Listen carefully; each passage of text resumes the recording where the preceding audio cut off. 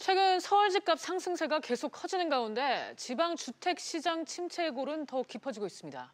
특히 하반기에 예정된 공급 물량 탓에 미분양 리스크도 확산되고 있는데요. 관련해서 송승현 부동산연구소 소장 모시고 얘기 나눠보도록 하겠습니다. 소장님 어서 오세요. 네, 안녕하세요.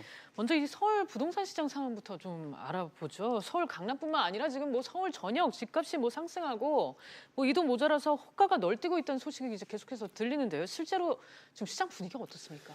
네, 정부가 8.2 대책 이후로 전체적으로 수요 억제책을 많이 냈습니다. 네. 그래서 양도세 중과라든지 재건축 초과이익 환수라든지 이런 것들을 계속적으로 냈고요. 그렇다 보니까 시장에선 공급은 어느 정도 한계에 부딪히고 있습니다. 왜냐하면 재건축을 하면서 추가적으로 공급을 또 해야 되는데 이것도 30년에서 40년으로 늘리면 서울에 대한 물건에 대해서 점점 더 귀해지기 때문에 가격은 계속적으로 상승할 수밖에 없고요.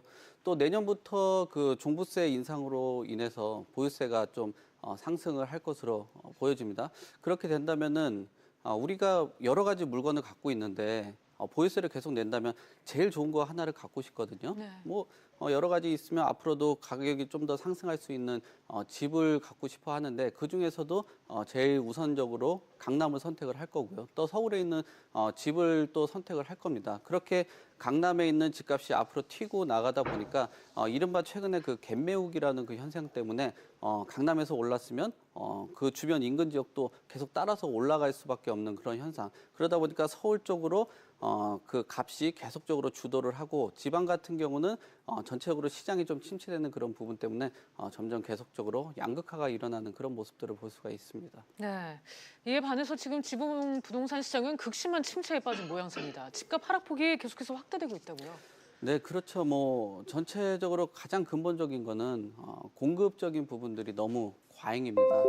또한 주변 지금 경기가 그렇게 좋지 않다 보니까 지역 경제가 아무래도 쇠퇴를 하고 있습니다. 그러면 일자리도 좀 많이 줄겠고요. 거기에 따라서 또 인구도 감소를 하다 보니까 아무래도 소득이 발생을 해야지 집을 매수를 하고 또 그 주택에 대한 구매력이 올라갈 수가 있는데 이런 전체적으로 시장의 공급량과 함께 또 지역 경제가 좀 쇠퇴되는 것들이 지속적인 서울의 값은 오르는데 지방의 집값은 떨어지는 그런 효과를 나타나고 있다라고 볼 수가 있겠습니다. 네, 문제는 이 지방에서 상승세 전환 가능성도 낮다는 겁니다. 공급이 줄어들면 집값이 오를 것이라는 심리라도 작용을 하겠는데 하반기에도 상당한 공급 물량이 예정돼 있지 않습니까? 네, 공급 물량도 굉장히 많고요. 지금 준공이 났는데도 한 1년째 미분양인 곳들도 많습니다. 네. 결론적으로 지금 기존의 미분양에다가 또 추가적으로 공급이 일어나다 보니까 아무래도 지방에 있는 그 주택값은 한동안 좀 주춤할 수밖에 없는 상황이고요. 미분양들이 해소를 하려면은 기본적으로 그 지역이 안정화에 들어가야 되는데 계속적으로 공급은 나오게 되고 또 입주량이 증가를 하면서 매수를 하려고 하는 사람들 자체는 좀 위축될 수밖에 없거든요. 그럼 매수세가 아무래도 줄고 거래량이 떨어지다 보니까 당분간 이 기간 지역이 안정화가 되고 경기 침체가 회복이 되기 전까지는 지방에 있는 이런 부동산 시장은 당분간 좀 꽤 오랜 시간이 걸릴 것 같습니다. 해소되려면 굉장히 오랜 시간이 걸릴 것으로 예측을 하고 있습니다. 네, 이미 지금 공급 포화 상태에 이 기존 미분양까지 떠나야 할 상황인데 정부의 지방 대책 마련은 소극적이다 이런 지적도 나오고 있습니다. 그건 왜 그런가요? 네, 지금 서울의 집값을 잡으려고 하는 생각들로만 너무나 많이 매몰돼 있죠. 예, 완전히 편중된 것으로 보입니다. 그러다 보니까 미분양이 많이 발생되는 지방 네. 같은 경우는 관심 바뀐 현상들이 좀 많았고요. 또 새 집을 분양받았던 사람 같은 경우도 기존 주택을 매매해야지 잔금을 치를 수 있는데 이런 부분도 지금 문제점으로 지적을 하고 있습니다. 그래서 지역에서는 미분양 주택을 매입을 해서 임대를 해야 되는 거 아니냐, 아니면 청약 조정 지역을 좀 해제를 해야 되는 거 아닌가, 이런 불면 목소리들이 계속적으로 나올 수밖에 없는 그런 현실이라고 볼 수 있겠습니다. 네, 이렇게 되면 이제 부동산 시장의 양극화가 더 심각해지는 거 아닌가 하는 이런 걱정도 나와요.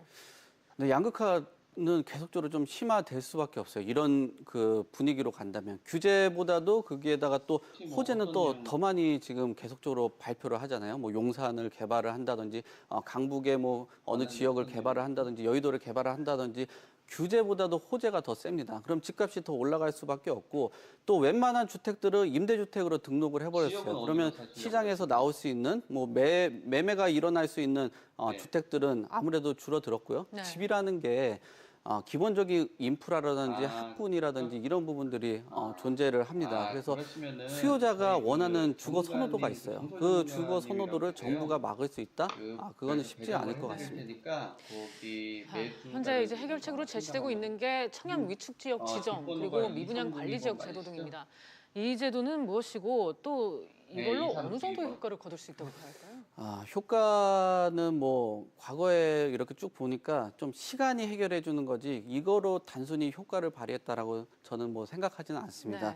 전체적인 그 내용들을 보면은 위축지 그 청약 그 위축 지역을 효과를 보면은 1순위 청약 자격 같은 경우는 좀 완화하는 그런 부분이고요. 또 뭐 전매 제한이라든지 1순위 청약 가능 그다음에 금융 세제 등 이런 부분들을 조치를 하는 것들이 완화할 수 있는 그 효과라고 보는데요. 사실상 뭐 장사 안 되는 집, 뭐 별로 맛없는 집으로 그 표현될 정도로 내가 그 갖고 있는 집, 그 집이 집값이 안 오르는 지역이라는 것에 선택을 받을까 하는 지역에 있는 분들 또 거기에 주택을 매수하려고 하는 분들 내가 잘 안 팔리는 지역으로 들어가겠다라는 생각들을 과연 할까? 뭐 그렇게 쉽게 생각되지 않고 이것은 결국 시장이 그 시간이 지나서 완화가 됐고 좀 해소가 된 거지 이런 정책으로 가지고 완화됐다라고는 저는 뭐 생각하고 있지 않습니다. 네. 끝으로 한 가지만 더 여쭤볼게요. 지금까지 이제 얘기 나눈 내용도 그렇고 복합적인 상황에서 지방 부동산 시장 흐름에 걱정이 많습니다. 이제 단순히 뭐 오르고 떨어지는 문제가 아니라 이 침체가 장기화되는 거 아니냐 뭐 이런 우려감도 나오고 있는데 현 시점에서 뭐 어떤 보완책이 나올 수 있을까요?